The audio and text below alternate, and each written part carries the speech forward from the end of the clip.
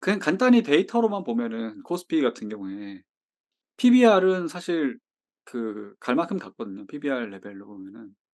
근데 신용 잔고나 이런 어떤 여기서 더 빠질 수 있는 여력을 보면은 이게 완전히 바닥으로 왔다고 예단을 할 수가 없는 것 같고, 어. 현재 뭐 GDP, 그 흔히 버핏 지수라고 얘기하는 GDP 대비 시가총액도 보면은 아직은 그렇게 막 '안전한 레벨까지 왔다.'라고 보기에는 그러니까 좀 조심스러운 것 같고요. 이제 제가 그거를 좀 그 체감으로, 그러니까 말하자면은 데이터가 아니라 그냥 투자를 하면서 익힌 감으로 느낀 게, 지난주 10월 26 일이었나요? 그때 코스피 지수가 2.71% 까지 좀 깊게 빠졌었거든요. 코스닥은 워낙에 변동성이 커서 저는 인제 그 매크로한 지수 레벨을 볼 때는 코스피를 많이 참고를 하는데, 코스피가 마이너스 2.5% 이상 빠지는 경우는 주로 거의 반대 매매가 터진 날이거든요. 음. 그래서 지난주로 보면은 어느 정도 좀 그 반대 매매가 터지고 어 과한 인제 하락이 나왔다고 볼 수가 있는데, 제가 약간 등골이 서늘한 그런 감이 있었어요. 그러니까 체감상 좀 등골이 서늘했던 게, 보통은 그런 식으로 좀 크게 빠진 다음 날 좀 괜찮은 반등이 나와야 되거든요. 예. 뭐 그 하락분을 고대로 뭐 돌리기까지는 어렵더라도 어느 정도 좀 반등이 강하게 나와야 되는데, 반등이 그렇게 세지가 않더라고요. 어. 그래서 좀 이런 기시감을 딱 한 번 느꼈던 게 인제 코로나 때였거든요. 어. '아 이제 다 내려왔겠지.' 그랬는데 다음 날도 뭔가 시원찮더니 한 10 거래일에서 20 거래일 사이에 인제 계속 더 빠지면서 결국에는 인제 2020년 3월 19일 같은 경우에는 지수가 어마어마하게 빠지고 개별 종목은 10몇 프로씩 빠지고, 근데 그때 워낙에 제가 크게 되었어 가지고 그 뒤로 비슷한 느낌을 느낀 적이 없었는데, 이번에 같은 경우에도 '어 얼만큼 빠졌네.'라고 했는데 다음날 좀 시원하게 반등이 안 나오는 게, 아직은 이렇게 뭐라 그럴까, 안도할 수 있는 끝이 안 온 게 아닌가, 그런 좀 두려움 그런 게 좀 느껴졌고요. 근데 인제 그게 저기 코로나 때처럼 그렇게 막 "미친 듯이 빠진다." 이런 얘기는 아니고, 지금은 강한 반등을 노리고 이렇게 하기에는 쉽지가 않을 것 같아요. 어. 모르죠. 오늘이 인제 10월 마지막 거래일인데 11월 달부터 해서 다시 좀 분위기가 바뀔지는 모르겠는데, 제가 좀 안도할 만큼의 마음 편한 반등이 안 나왔다는 건 좀 걱정이 됐고요. 10월 같은 경우에 그러니까 지난 10월 같은 경우에는 10월 4 일에 코스피가 마이너스 2.4% 정도 빠졌고, 10월 26 일에 또 이제 마이너스 2.71% 이렇게 빠졌는데, 이런 2% 이상 뭐 마이너스 2.5% 전후의 그런 하락은 주로 반대 매매가 터진 날이고, 또 그게 두 번 왔다는 건 흔치 않은데, 이게 아직은 좀 더 조심해 봐야 되지 않을까, 그런 생각을 하고 있고요. 음. 근데 이제 그 부분도 있었어요. 다른 이제 매크로나 이런 뭐 애널리스트들 분석이나 이런 것들을 보면은 어느 정도 섹터의 편중이 좀 있다 보니까, 흔히 우리나라에 지금 제일 이제 시가총액 1 위가 반도체고 2 위가 2차 전지잖아요. 이제 그쪽 섹터가 좀 중요한 섹터이기도 하고 거기에 인제 돈이 많이 몰려 있는데, 그게 아마 신영증권의 박 박소연 스트래티지스트 분의 이제 코멘트에서 본 것 같은데, 반도체랑 2차 전지를 제외한 시가총액을 보면은 상당히 많이 올 때까지 왔다는 거예요, 나머지 섹터들은. 그런 걸 보면은 아직 진짜 말 그대로 진바닥이 나오지 않은 것 같더라도 개별 종목으로 보면은 금융위기급의 인제 할인을 받은 주식들도 있는 것 같고, 그렇게 보면은 지금은 빚을 내서 살 정도까지는 아니더라도 여유 현금이 있으면 본격적으로 투입해도 되는 구간인 것 같고요. 어. 대신에 인제 그런 밸류에이션 상으로도 그렇고 센티멘트 상으로도 그렇고 충분히 할인이 된 그런 섹터들 위주로 잘 고르면 되지 않을까, 그 생각하고 있습니다. 어. 그 혹자분들은 뭐 "강세장 전에 네. 마지막 그 하락장이다." 뭐 이런 얘기도 하시면서 네. "이번 하락이 쪼금 길어지더라도 잘 네. 견뎌내라." 하시는데 이런 의견에 대해서는 어떻게 생각하시나요? 코로나 때 2020년 3월 때도 사실은 그때 그 큰 하락을 맞고 아무도 그런 급반등이 나올 거란 걸 예상을 못 했었거든요. 그게 확실히 그런 것 같아요. 주식시장에서 제일 강력한 모멘텀은 싼 주가인 건 확실한 것 같아요. 그때 당시에 그 우리나라 전체 예탁금이 막 어마어마하게 막 거의 인제 10조 이상씩 오르면서 이게 하나의 큰 장세를 형성을 했는데 뭐 이번에도 반드시 그렇게 될 거다 그거는 잘 모르겠고요. 근데 어찌 됐든 빠질 만큼 빠졌고 다들 저렴한 상태고 심리적으로도 많은 사람들이 힘들어할 때라고 하면은 새로운 기회의 씨앗이 이제 뿌려지는 거는 확실하다고 생각해요. 이게 뭐 U자 반등이냐 뭐 L자 침체를 거친 반등이냐 V자 반등이냐 뭐 그런 얘기를 하는데 어찌 됐든 절대적인 레벨로 봤을 때 주식을 팔 시기라기보다는 살 시기인 건 맞거든요. 뭐 그게 얼마나 빨리 인제 그 수학의 계절이 오는지는 저도 잘 모르겠고 네. 근데 어찌 됐든 그런 다른 분들이 말씀하시는 것처럼 지금은 버티고 더 사고 하면서 다음 기회를 미리 준비할 때인 거는 확실한 것 같습니다. 네.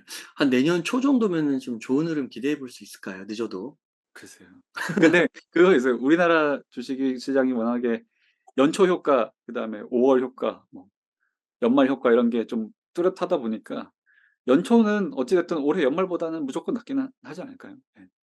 그 한국은행 총재님께서 네. "한국을 경기 침체가 맞다."라고 진단을 하셨어요. 네. 그리고 반도체도 약간 계속 좀 지지부진한 것 같은데 네. 요런 발언에 대해서는 좀 어떻게 생각하시나요? 한국은행 총재님께서 맞다고 하면 맞겠죠. 사실 저희 뭐 개인 입장에서 뭐 자기 의견이 있는 거는 좋긴 하겠지만은 적어도 우리나라에서 이쪽으로 제일 중요한 분의 이야기를 뭐 함부로 무시할 건 아닌 것 같고요. 근데 또 그렇다고 해서 그러면은 지금 경기 침체가 맞기 때문에 뭐 주식을 하면 안 되냐? 그거는 또 아니라고 봐요. 어찌 됐든 투자자는 특히 개인 투자자는 주식으로 돈을 버는 게 목적이지 매크로를 맞추는 거는 목적이 아니고 어 사실은 경기 침체와 상관없이 항상 오르는 주식이 있긴 있었거든요.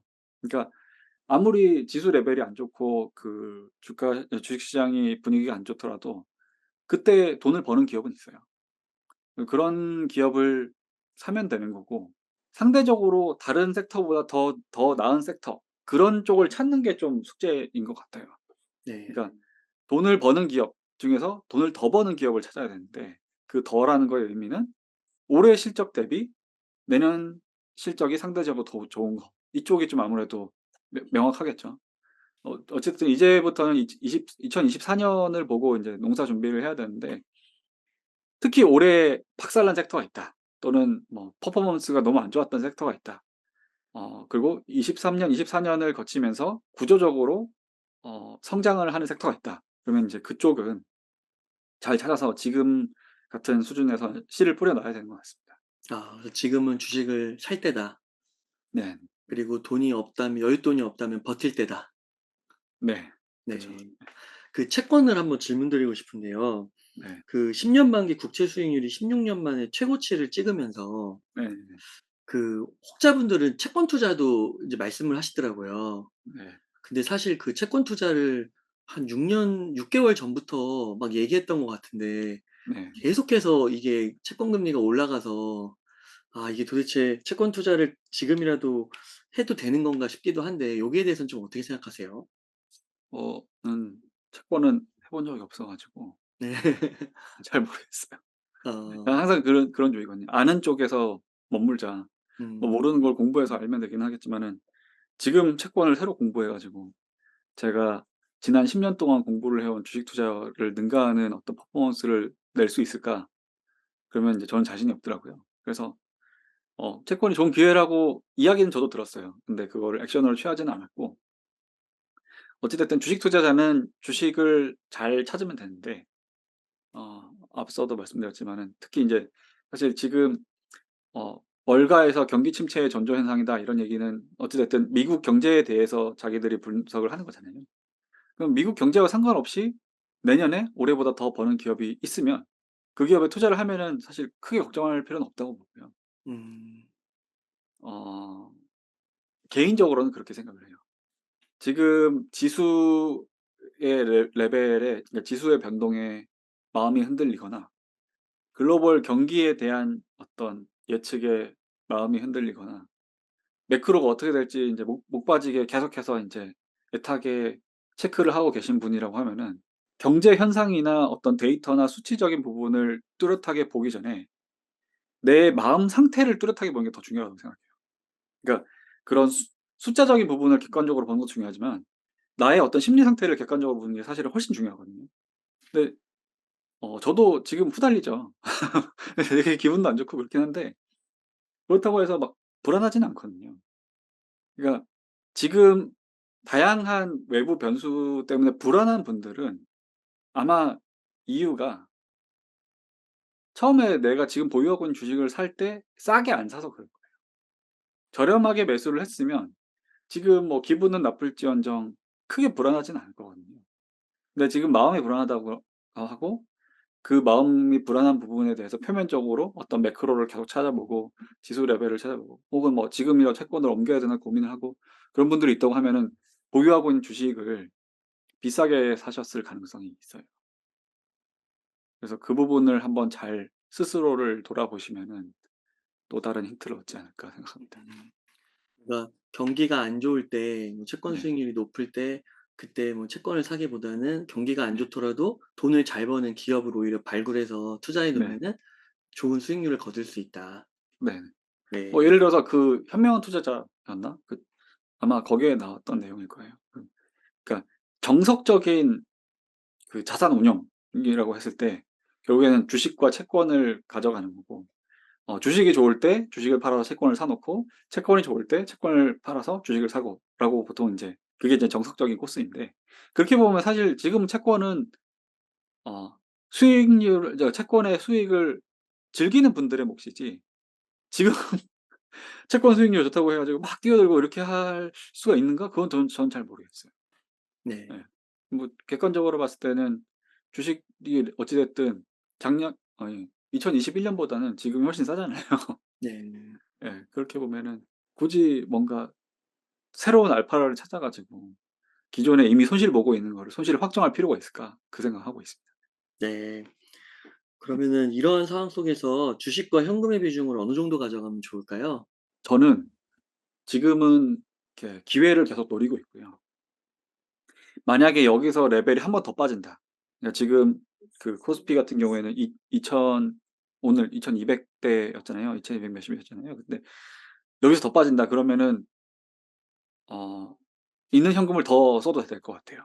네. 예를 들어서 지금 저는 인제 그 지수의 등락률을 되게 중요하게 생각하는데 슬금슬금 0. 몇 프로씩 빠지는 그 구간도 있지만은 단번에 지수가 뭐 마이너스 2% 3% 씩 크게 빠지는 날이 있거든요. 그런 날이 또 온다고 하면은 저는 일단 갖고 있는 현금은 다 쓸 생각이고요. 음. 예. 되도록이면 인제 현금은 줄이면서 기회를 좀 잡을 수 있는 시기인 것 같습니다.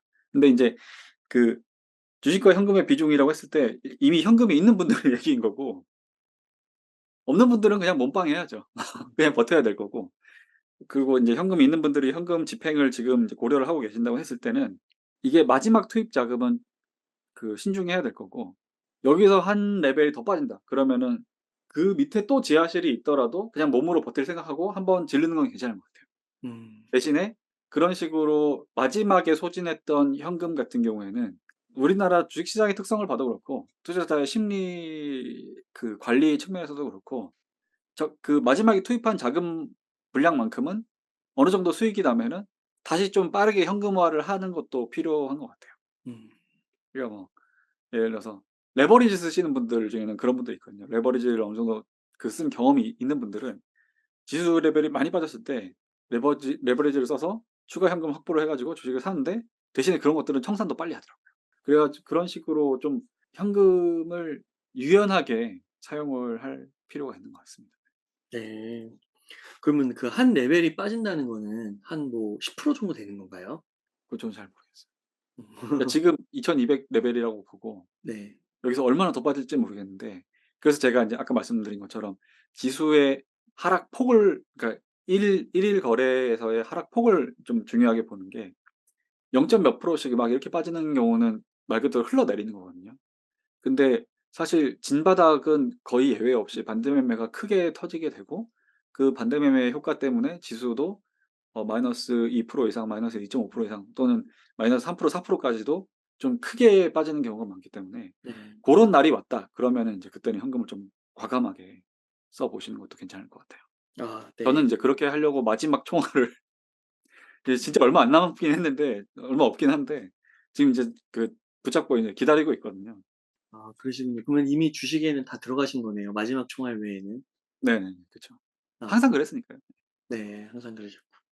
그러면은 이제 그런 날이 왔어요. 네. 그러면은 작가님은 어떤 주식을 어떤 섹터를 사실 거예요? 일단 물린 것들을 살 거고요. 네. 이제 보유하고 있는 것들을 살 거고 섹터로 보면은 사실 2차 전지 같은 경우에는 아직도 연초 대비해서는 꽤 인제 준수한 레벨인 상태인 거고 그래서 뭐 아깝지만은 저는 놓친 기회라고 보고 있고요.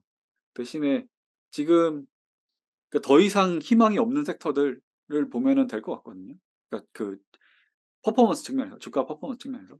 그럼 결국엔 남는 게 얼마 없어요. 반도체랑 그다음에 제가 기보유하고 있는 조선이나 뭐 그런 쪽 같은 경우에도 인제 추가 매수를 할 거고 최근에 좀 관심 있게 보고 있는 섹터는 최근에 산 쪽이 선사 해운사를 하나를 편입을 했습니다.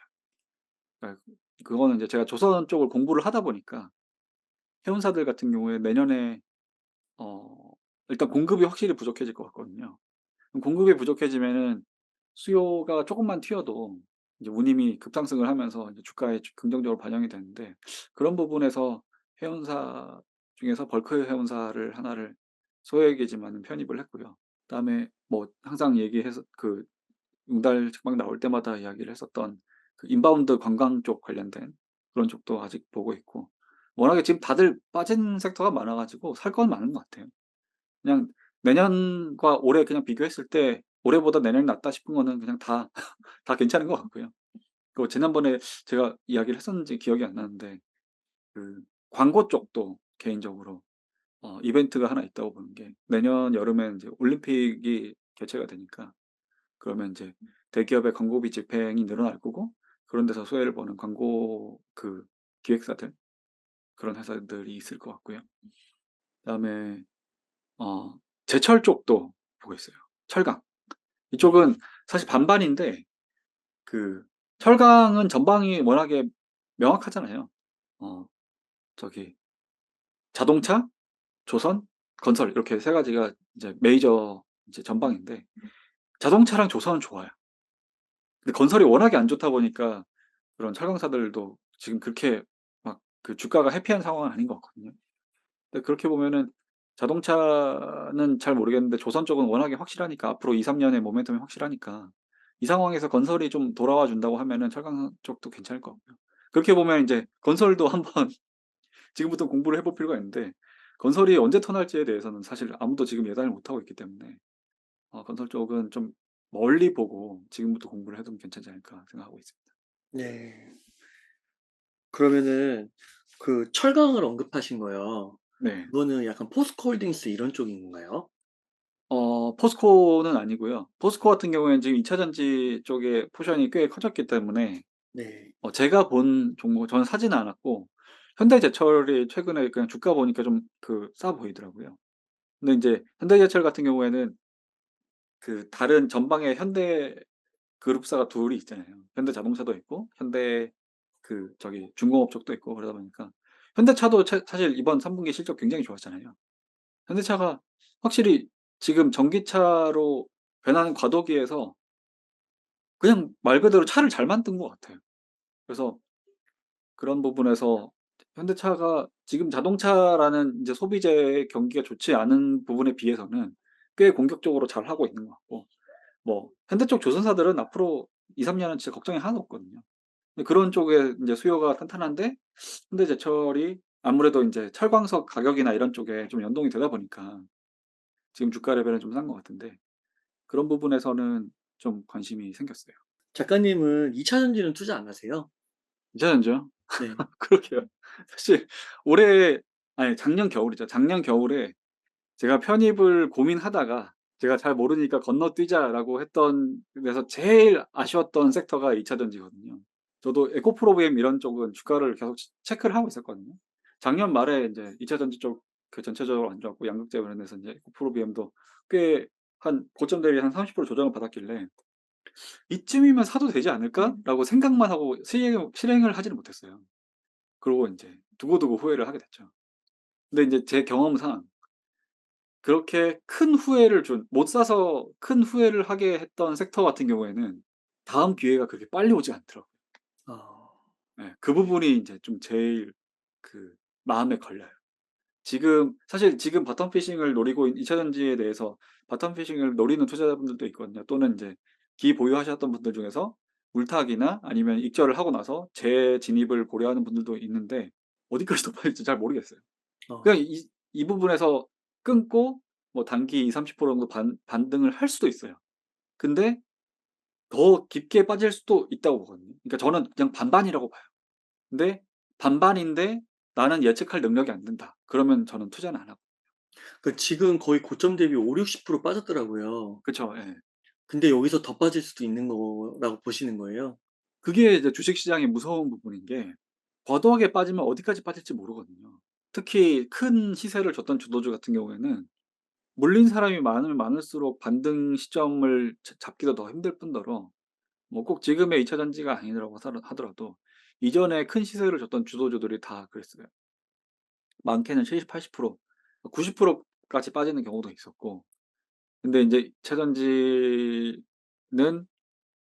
올해 워낙에 좀 드라마틱한 상승률을 보여줬기 때문에 어떻게 될지는 모르겠지만 다른 기존의 어떤 그 주도주들과 다르다라는 거에 대한 확률이 어느 정도인지를 모르겠어요. 그러니까 항상 인제 제가 나올 때마다 드리는 말씀이지만은 최대한 투자자로서 겸손해지려고 노력을 하고 그 겸손함이라는 거에 대해서 구체적으로 취할 수 있는 액션 플랜은 잘 모르면 안 한다거든요. 잘 모르는데 '돈을 벌 수 있을 것 같으니까 한다.' 그 경우에 저는 결과가 계속 좋지 않았었어요. 그래서 그런 부분에서 인제 좀 말 그대로 모르겠고요. 근데 진짜 반등이 가능할 수도 있을 것 같아요. 워낙에 많은 분들이 지켜보고 있는 섹터기도 하고. 그래서 다시 단기적으로 반등을 줄 수도 있을 것 같은데 만약에 제 그런 어떤 저뿐만 아니라 다른 분들의 희망 회로가 틀릴 경우에 생기는 인제 데미지 또한 만만치가 않을 것 같아서 일단은 지금 관망을 하고 있습니다. 삼성전자와 SK하이닉스가 네. 어 어떻게 좀 돌아서고 있는 건가요? 아니면은 계속 뭐 좀 좋아지고 있는 건가요? 어떻게 보시나요? 제가 워낙에 그냥 우리나라 대표 기업 두 기업에 대해서 잘한다 못한다라고 이야기하기는 힘들 것 같고 투자자는 그냥 저희 같은 개미 투자자들은 그 부분만 보면 되는 것 같아요. 이 회사들이 가지고 있는 내재 역량 그러니까 내재 가치가 아니라 내재 역량이라고 저는 인제 기준을 잡았는데 그 대비해서 얼마나 지금 주가가 평가를 받고 있는지가 좀 중요할 것 같고요. 그 부분에서 봤을 때 좋은 점은 뭐 특히 삼성전자 같은 경우에는 꽤 오랫동안 주가가 쉬었고요. 하이닉스도 변동성이 좀 커서 막 잘 가다가 또 다시 고꾸라지기도 하고 그런데 이 주가 레벨이 지금 사서 뭐 1 년에서 2년 이상 보유를 한다고 했을 때 막 손해를 볼 것 같지는 않은데 문제는 뭐냐면은 이게 반도체라는 게 그러니까 경기를 타는 산업재다 보니까 그 부분에서 인제 금리가 지금 굉장히 높은 상황까지 왔잖아요. 진짜 말 그대로 그러면 매크로적인 측면에서 경기 침체가 왔다고 했을 때 일반적인 소비자들이 우선적으로 줄이게 될 소비 상품이 이제 테크 쪽이 아닐까 그런 인제 생각이 드는 거예요. 자동차 같은 경우에도 비슷하잖아요. 경기 소비재라고 보통 이야기를 하는데 경기가 좋고 가계의 어떤 소비력이 충만할 때는 자동차도 적극적으로 바꾸고 하는데 그런 것들 측면에서 경기가 만약에 안 좋고 그 안 좋음이 현실화가 되었다고 하면은 그런 인제 테크 쪽 소비재들 같은 경우에도 그런 소비 심리가 금방 돌아올 것 같지는 않거든요. 네 그런 부분에서 좀 '많이 기다려야 될 수도 있을 것 같다.'라는 생각도 들고요. 근데 그냥 역사적인 주가 흐름만 봤을 때는 하락은 끊는 것 같거든요. 사실 작년에 주가의 진고점은 나왔었잖아요 이미. 그리고 주가가 좀 반등은 했지만 반도체 투자자들이 만족할 만한 반등이 아니기 때문에 어떻게 앞으로 어떻게 될지 이런 부분에 대해서 사람들이 좀 인제 고민을 하고 있는 부분이고, 저는 기다리면은 돈을 못 벌 거라고 생각은 안 해요. 근데 그리고 인제 그 반도체 메모리 반도체 회사들의 지난 역사적 고점이 2021년 1 월이었다 보니까, 그러면 인제 내년 되면 벌써 3 년째가 되는 거잖아요. 그러면 인제 갈 만큼 간 것 같고, 메모리 반도체의 평균적인 사이클이 3 년에서 4 년이라고 보고, 만약에 길어져서 뭐 진짜 경기 때문에 길어져서 5 년이라고 보더라도 내 내년 농사와 내후년 농사를 감안하고 지금 보유를 한다고 하면 사실 나쁠 것 같지는 않아요. 네. 그러면은 삼성전자랑 SK하이닉스 둘 중에요. 네. 증권사에 계신 분들은 SK하이닉스를 탑픽으로 꼽으시는 분들이 많더라고요. 네네. 둘 중에는 뭐가 더 좋아 보이세요? 작년부터 만약에 투자를 했다. 반도체를 작년부터 투자했다고 했을 때 현재의 어떤 주가 퍼포먼스의 승자는 SK하이닉스인 것 같아요. 그거는 확실해요. 그만한 모멘텀이 있었고, 실적이 하이닉스가 마이너스로 돌아섰을 때 그때가 되게 좋은 투자 기회였었는데, 그때 워낙에 많이 빠졌기 때문에 거기 대비해서 인제 상승분도 꽤 컸던 것 같고, 그 부분에서 보면 현재 승자는 하이닉스는 맞는데, 이제 앞으로 어떻게 될 것이냐, 그 부분은 저도 잘 모르겠어요. 예를 들어서 삼성전자 같은 경우에는 이제는 메모리 쪽 업황뿐만 아니라 그 파운더리 쪽도 봐야 되고, 그러니까 투자 아이디어를 볼 때 두 개를 다 봐야 되고, 뭐 SK 하이닉스 같은 경우에도 메모리 퓨어 플레이어라고 하지만은 인제 그 HBM 쪽이 있고 고부가 가치 반도체가 있고 기존의 그 인제 메모리도 있고 하다 보니까, 이 삼성전자, 하이닉스 둘 다 이 투자 포인트가 좀 다변화된 것 같아요. 그게 그 난이도를 상승시키게 된 것 같고, 옛날 같으면 그냥 메모리 그 업황만 보고 투자하면 되지 그랬는데, 지금은 좀 거기에 변수가 섞인 거잖아요.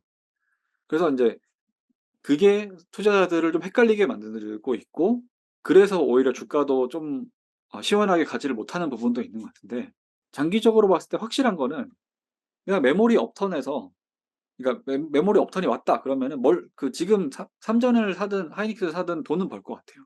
근데 인제 거기서 더 디테일하게 어느 쪽을 선택해야 할 것이냐라고 보면은 인제 각각의 업사이드나 각각의 다운사이드를 따로 계산을 해야겠죠. 어 저는 그냥 그렇게 생각도 합니다. 워낙에 반도체는 전문가들이 많고 분석을 해 주는 애널리스트분도 많고 분석을 잘하는 개인 투자자분들도 많거든요. 근데 그분들이 이야기하는 거 가만히 보고만 있어도 돼요. 내가 그 정보의 어떤 생산자가 될 필요는 없거든요. 음 그런 어떤 개미라고 그냥 일반적인 개미 투자라고 봤을 때. 그러면 개미 투자자분들은 홈잡을 필요 없어요. 굳이 내가 뭔가를 엄청 잘할 필요 없거든요. 그런 분들이 계속해서 좋은 양질의 정보를 우리에게 제공을 할 거고, 그걸 찬찬히 보면서 그냥 PBR 밴드만 보고 투자하셔도 돼요, 솔직히. 저는 네. 그렇게 생각해요. 제가 그냥 그렇게 투자를 하고 있고, 전자나 하이닉스의 PBR 밴드를 잘 체크하면서 이 정도면 이 BPS가 상승하는 어떤 각도를 감안을 했을 때 내년이나 내후년에 PBR로 보면은 이만큼까지 내려왔다. 요 정도 구간을 왔다. 그럼 그때 인제 잘 매수를 하시면은 어 메모리 그 업황이 완전히 인제 개화했을 때 그때 충분한 수익을 내실 수 있을 거다. 그렇게 생각합니다. 지금 PBR을 보니까 삼성전자는 1.3배 정도 되네요. 네. 그러면 그러니까 그게 음. 그 삼성전자의 최고의 기회는 PBR 1.1 에서 1.2 사이거든요. 아 그래요? 예. 근데 1.3 이면 애매하잖아요. 약간 그래서 네. 집 팔아서 살 그런 구간은 아니에요. 근데 또 한편으로 생각하면은 더 길게 보면은 삼성전자는 BPS가 워낙에 잘 쌓이는 회사다 보니까, 그러면은 인제 내년이나 내후년에 1점 그 1.3은 지금의 1.3 이랑 또 다를 거거든요. 더 올라가 있을 거거든요. 이제 그런 부분을 감안을 해서 장기적인 관점으로 투자를 하면은 BPS 상승분만큼은 인제 그 수익을 낼 수가 있고, 거기에서 PBR이나 PER 리레이팅이 일어났을 때 우리가 말하자면은 흔히 이야기하는 초과 수익을 낼 수가 있는 거거든요.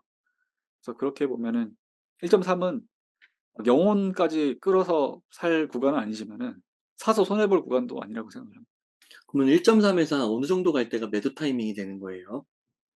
많이 갈 때는 2.0 이상도 가거든요. 어. 근데 만약에 삼성전자가 다음에 그 그 PBR 1.0까지 간다 그러면은 지금의 2.0 레벨보다 더 올라가 있을 거예요. 그러면 사실은 1.3 회사도 어 더블 수익을 낼 수 있는 기회가 있는 거거든요. 근데 2.0까지 안 가고 내려올 수도 있잖아요. 이제 그런 경우의 수를 열어 놓는 거죠. 그렇게 해서 저는 인제 그런 식으로 하거든요. 보통은 1.1과 2.0을 그 뭐야 천국과 지옥으로 보고 천국으로 가는 입구에서 하차를 하고 지옥으로 가는 입구에서 인제 매수를 하는 그런 식으로 인제 투자를 하거든요. 그렇게 봤을 때는 저는 만약에 삼성전자가 제가 매수한 분량에 대해서는 PBR 1.7, 1.8 부터는 인제 분할 매도를 할 거고요. 예. 뭐 거기서 인제 2.0 까지 가준다 그러면은 해피하게 남은 물량을 덜어낼 것 같은데 어 언젠가 오긴 올 거예요. 그리고 그게 2-3년 안에는 온다고 보거든요. 그럼 인제 그런 부분을 감안을 했을 때 지금 어떻게 투자를 하실지 이 좀 참고를 하실 수 있을 것 같아요. 그러면 그게 1.1 에서 뭐 2.0 고 사이를 이렇게 왔다 갔다 하는 게 한 3년 걸리는 거예요? 아니요. 그 전체 사이클을 보면은 3 년이 넘어갈 때도 있었어요. 네. 예.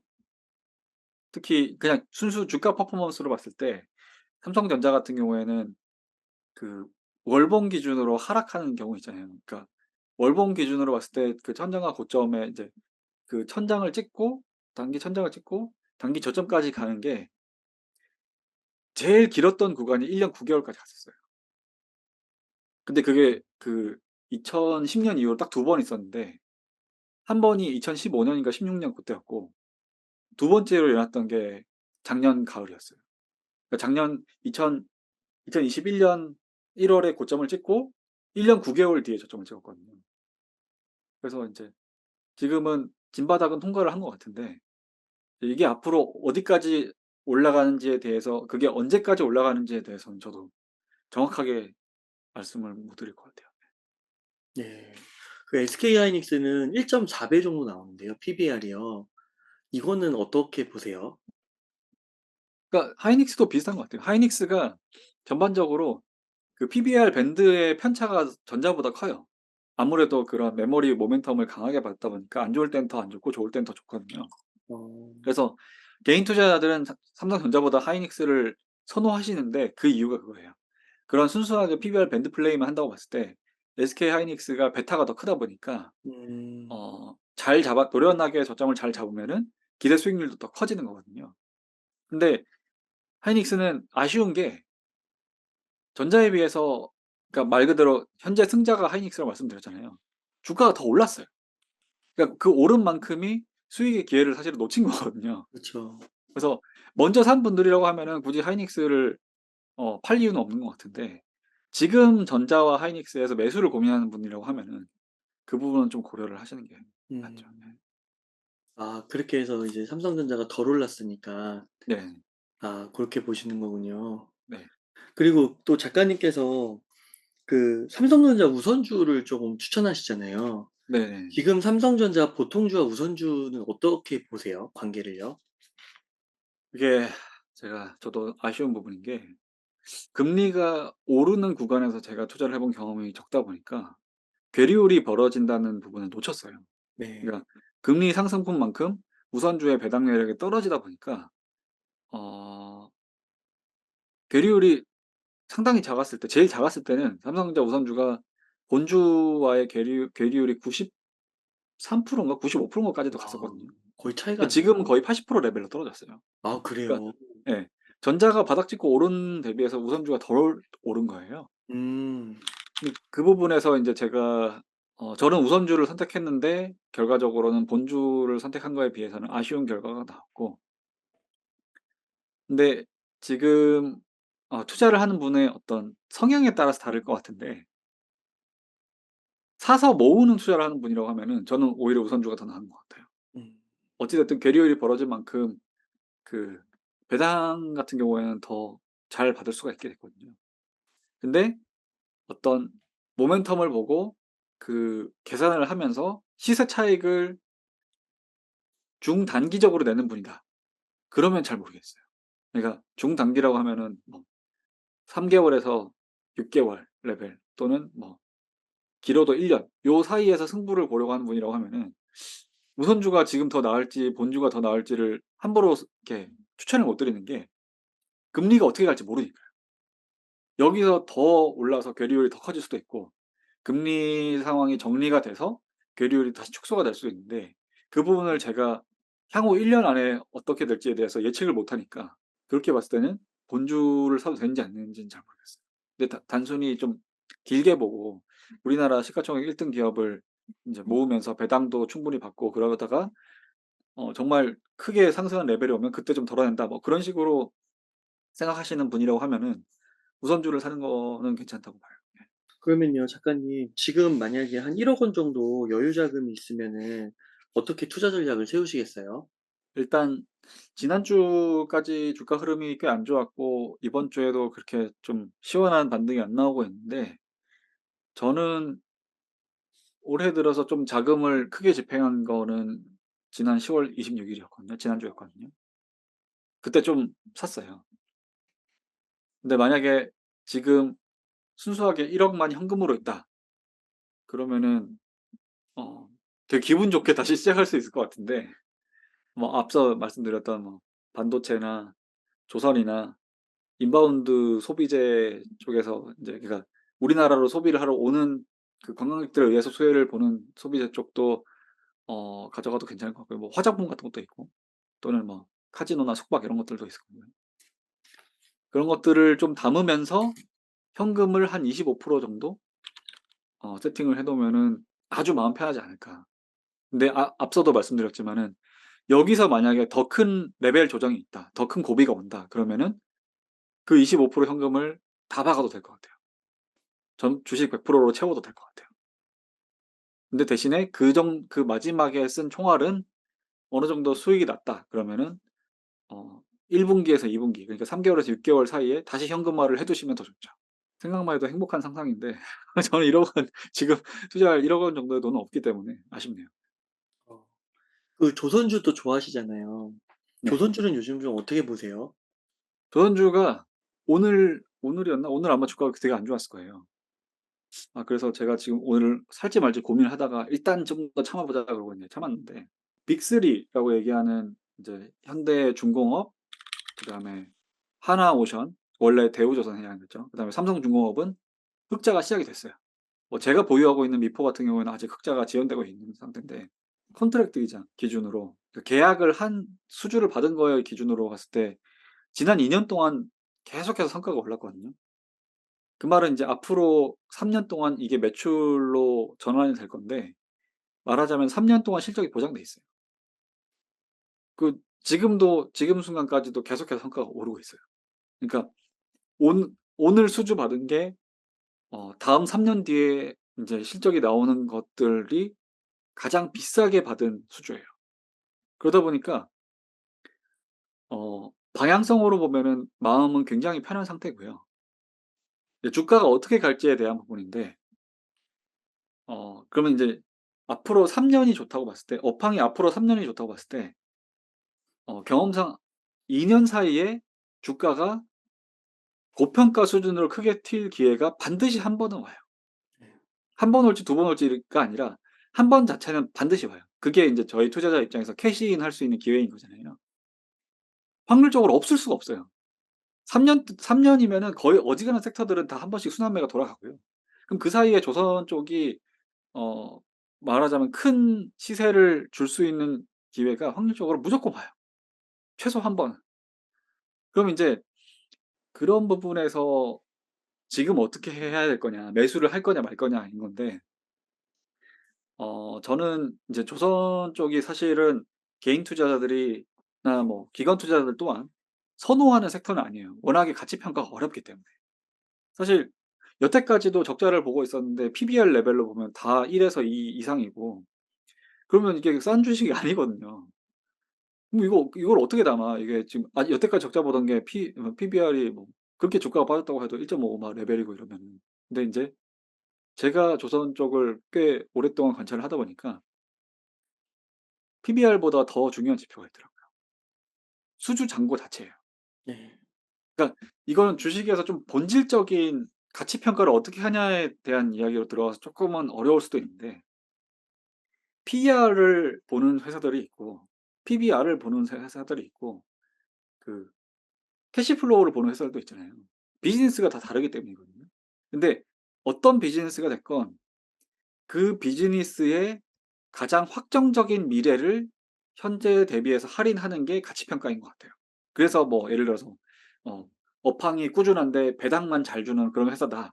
그러면 인제 뭐 시가 그 국채 시가 배당률 같은 걸 보잖아요. 그러니까 현재 채권 레벨 대비해서 배당률이 이만큼 있으면 그게 인제 어느 정도 일정한 밴드를 형성하는 경우가 있고 흔히 이야기하는 시클리컬 주식이라고 하는 것들이 PBR이 잘 먹히는 이유가 그 이익은 워낙에 들쭉날쭉한데 PBR이라는 어떤 자산 가치 이게 수익을 낼 수 있는 근본적인 자산 가치는 일정하고 그 일정한 자산 가치 대비해서 주가가 밴드를 형성하기 때문에 PBR을 본 자산 규모가 작고 좀 더 날렵하게 이제 현금을 창출할 수 있는 그런 회사들은 또 PER을 많이 보기도 하죠. 그렇게 봤을 때 조선이라고 하는 섹터는 사실은 조선이라고 하는 섹터에 가장 확정적으로 할인할 수 있는 미래는 결국 수주거든요. 건설도 아마 비슷할 거예요. 그런 수주 잔고가 굉장히 크게 쌓이는 회사들은 어 오히려 PBR이나 이런 전통적인 그 시클리컬 밸류에이션보다 실제 수주 잔고 레벨 대비 시가총액을 가지고 밴드를 그리는 게 제일 효과적이더라고요. 제가 6년 동안 투자를 해 보니까 그랬어요. 그래서 관심 있는 조선주가 있다라고 하면은 수주 잔고를 체크를 하시고요. 수주 잔고 대비 지금의 시가총액을 밴드를 한번 그려 보시면 되게 재밌을 거예요. 왜냐하면 조선주가 지난번에 나와서도 그 간단하게 설명을 드린 적은 있었는데 코로나 이전과 코로나 이후에 그 PBR 레벨이 다르거든요. 원래는 막 0. 몇 대를 왔다 갔다 하다가 지금은 1.1 에서 뭐 예 1.0 에서 2.0 왔다 갔다 하고 있기 때문에 PBR로 보면 이걸 살 수가 없어요. 근데 제가 한 2016년 15 년부터 해서 지금까지를 비교를 해 봤는데 수주 잔고 대비한 그 시가총액은 굉장히 일정한 폭을 그리면서 가더라고요. 어. 그래서 수주 잔고 대비해서 너무 주가가 많이 오면은 조정을 받기도 하고 수주 잔고 대비해서 요 정도 바닥 밑으로는 절대로 안 내려가기도 하고. 그러니까 그게 다올투자증권의 최강식 애널리스트 같은 분은 PCER이라고 해서 컨트랙트 대비 어닝으로 해서 인제 그 밴드를 형성해서 인제 가치 평가를 하시거든요. 근데 저는 인제 그거는 더 한 번 더 계산을 해야 되다 보니까 그냥 말 그대로 PCER인데 그 C가 캐시 플로우가 아니라 컨트랙트. 그래서 컨트랙트 기준으로 주가를 레벨을 봤을 때 제가 투자하는 미포조선 같은 경우에는 코로나 때 그 진바닥까지 포함해서예요. 0.2 에서 0.7 레벨을 굉장히 일정하게 그렸어요. 그거는 코로나 이전에 그 한창 경기 안 좋았을 때 조선 업황이 안 좋았을 때도 똑같았어요. 그 2015 년인가 그때부터 해서 어 시 수주 잔고 대비 시가총액은 0.2 에서 0.7 정도를 굉장히 일정하게 왔다 갔다 했어요. 지금 레벨이 0.3을 깼습니다. 0.3을 깼고 여기서 더 빠지면 코로나 때만큼 빠지는 거예요. 그래서 인제 저는 좋게 보고 있죠. 지금은 사도 물릴 수도 있다. 근데 아주 깊게 물릴 리는 없고 여기서 물린다고 하더라도 쪼금만 버티면 2년 안에 굉장히 큰 수익의 기회를 줄 거다라고 어. 생각하고 있습니다. 최소 몇 배 막 이렇게 되는 거예요? 그건 모르겠어요. 2차 전지만큼이 안 가겠죠. 2차 전지만큼 갈 수 있으면 얼마나 해피하겠어요. 근데 그거는 저는 예단하지 못하고 근데 제가 그동안 투자했을 때 그런 중기적인 사이클 기준으로 인제 좀 더 팔다가 다시 사고 그렇게 했었거든요. 그랬을 때 평균 수익률이 한 40% 에서 100% 정도였어요. 아 네. 그래요? 네. 근데 이게 뭐 1년 안에 오는 게 아니라 1년 반, 2년 사이에 인제 그 정도 수익이 난 거니까. 그 조선업 섹터 자체가 커지는 건가요? 그쵸. 예. 다 가요 다. 뭐 음. 꼭 특정 종목이 아니더라도 흔히 이야기하는 그 우리나라의 조선사가 빅5 인데 그중에서 삼호중공업은 아직 이제 그 상장이 안 돼 있고 상장돼 있는 거는 현대중공업 그다음에 저기 하나오션, 삼성중공업, 현대미포조선 그다음에 현대중공업의 지주사인 한국조선해양이었나? 이렇게 있는데 다 비슷하게 가요. 예. 그렇군요. 네. 그래서 앞으로 한 2년 보고 지금부터 조선주를 눈여겨보고 여윳돈 있으면 사도 괜찮다. 예. 이게 뭐 제가 다른 모든 섹터의 승리자가 될 거다 이 얘기는 아니에요. 근데 저는 항상 제가 투자를 하는 데 있어서 제일 중요한 기준은 내가 지금 사서 실패할 수 있을 것이냐를 보거든요. 근데 그렇게 봤을 때 크게 실패할 것 같지는 않아요. 예. 그런 거를 개인 투자자분도 염두에 두면 좋은 게 상방이 어디까지인지는 사실 좀 운의 영역이고 2차 전지 같은 경우에도 이 정도로 수급이 좋아졌고 그래서 인제 큰 대시세 진짜 한 해에 몇 배의 수익을 주는 섹터는 거의 없거든요. 그런 건 진짜 어떻게 보면은 좋은 운을 받으신 거긴 한데 그 정도까지 안 말하더라도 더 이상 이 섹터에서 '내가 손실을 볼 수는 없다.'라고 했을 때 노련하게 바닥을 잘 잡고 들어가면은 비중을 크게 실을 수가 있거든요. 그 비중을 크게 실으면 약간의 수익이 나더라도 전체적으로 내 계좌에 공헌하는 어떤 그 기여도가 커지기 때문에 수익금 자체는 커질 수 있어요. 그럼 계좌의 수익률은 올릴 수가 있어요. 그래서 그렇게 봤을 때 '락바텀에 다가오고 있다.'라고 하면은 인제 보셔도 좋은 것 같습니다. 그러면 작가님 끝으로 시청자님들께 강조하고 싶으신 말씀이나 하시고 싶으신 말씀이 있다면 부탁드리겠습니다. 사실 말은 이렇게 열심히 해도 저도 지금 기분이 좋지는 않거든요. 근데 항상 그랬어요. 기분이 나쁜 걸 견뎌야지 수익이 났었고 기분이 나쁜 걸 견디는 대가가 어떻게 보면 투자자의 숙명이라고 보거든요. 그래서 잘 견디시면 좋을 것 같고 그 얘기를 하고 싶어요. 사실 제가 마지막에 썼던 책 같은 경우에도 망친 주식 수습하기였고 주식에 물린 분들은 이런 얘기가 안 들어올 거거든요. 지금 살 돈이 없어요. 이미 물려 있기 때문에 그런 분들이 오히려 심리적인 어떤 그 괴로움도 훨씬 클 거고 그래서 인제 그런 분들을 위한 제 이야기를 좀 드려 보고 싶은데 어지간한 주식은 사실 기다리면 다 해결되거든요. 어지간한 경기 침체도 기다리면 해결이 되고 어지간한 지수 폭락도 기다리면 해결이 돼요. 우리나라의 어떤 포진되어 있는 산업 섹터들의 인제 그 주기적인 변동을 생각해도 길어도 3 년이에요. 어지간하면 3 년이면 충분해요. 근데 3 년을 기다려도 안 되는 경우가 있어요. 그게 뭐냐면은 미친 듯이 비싸진 주식을 뒤늦게 추격 매수한 분들. 2차 전지를 6-7 월에 사신 분들 또는 작년에로 보면은 뭐 태조, 이방원 그런 인제 섹터들을 고점에서 물리신 분들. 2021년 말에 메타버스에 몰빵하셨던 분들. 2021년 여름에 네카오에 네카오가 국민주였을 때 그때 뛰어드신 분들. 2021년 1 월에 삼성전자에 몰빵하신 분들. 이런 분들은 사실 3년 넘게 기다려도 이렇게 쉽지가 않았을 거거든요.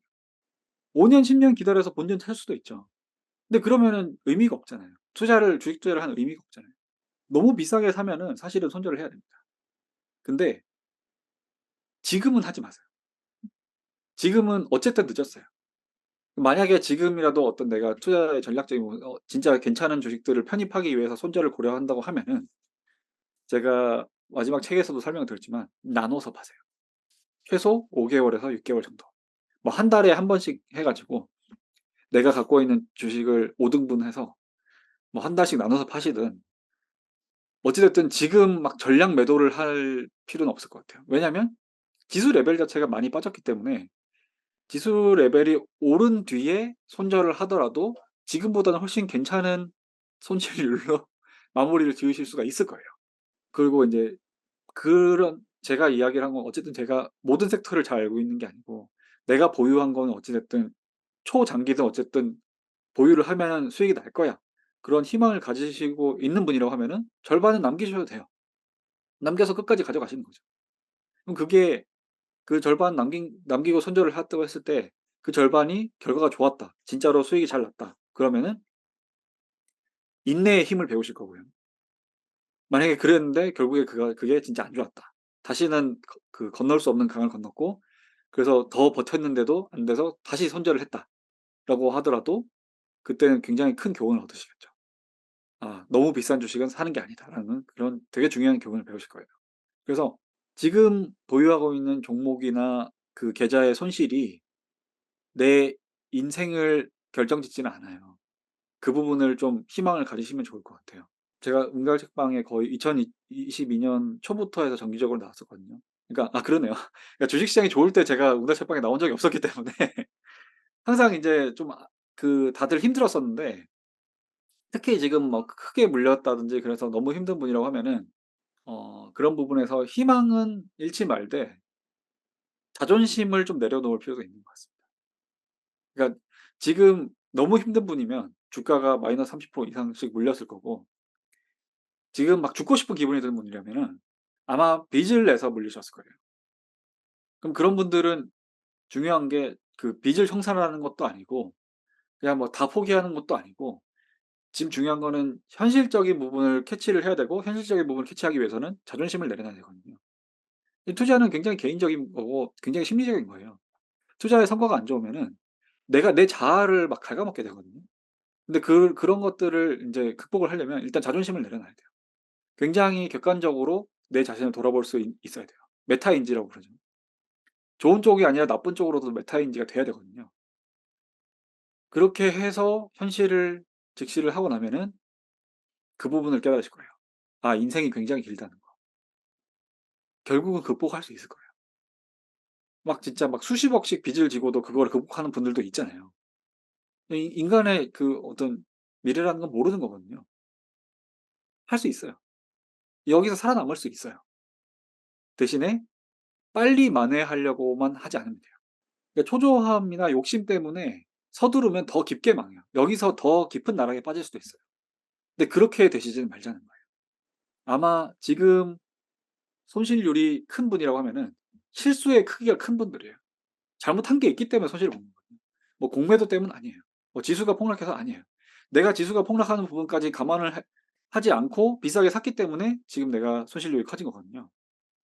그러면 그거를 만회하기 위해서 남들보다 더 오랫동안 고군분투를 하셔야 돼요. 그건 당연해요. 그게 어떻게 보면은 내가 치러야 할 대가인 거예요. 그래서 오랫동안 고군분투하는 대가를 치르는 거를 두려워하지 마세요. 그거를 가지고 창피해하지도 마시고요. 그런 것들을 담대하게 받아들이고, 내가 얼마가 됐던 얼마나 오랫동안 버텨야 할지 모르지만 앞으로 몇 년 동안 정말 열심히 해 가지고 만회를 할 거다라는 거를 각오를 하시면은 좀 마음이 편해지실 거예요. 그러니까 각오가 되면 마음이 편해지실 거예요. 그래서 담대하게 더 나은 사람이 되시고 더 나은 투자자가 되시기를 기도하겠습니다. 네. 네. 감사합니다. 그러면 작가님 오늘 인터뷰 한 요 정도에서 마무리하도록 하겠습니다. 네. 이렇게 해서 여신욱 작가님을 모시고 이야기를 나눠 봤습니다. 긴 시간 동안 유익한 인사이트 많이 나눠 주셔서 감사의 말씀 드립니다. 오늘 고생 많으셨습니다. 네. 불러 주셔서 감사합니다.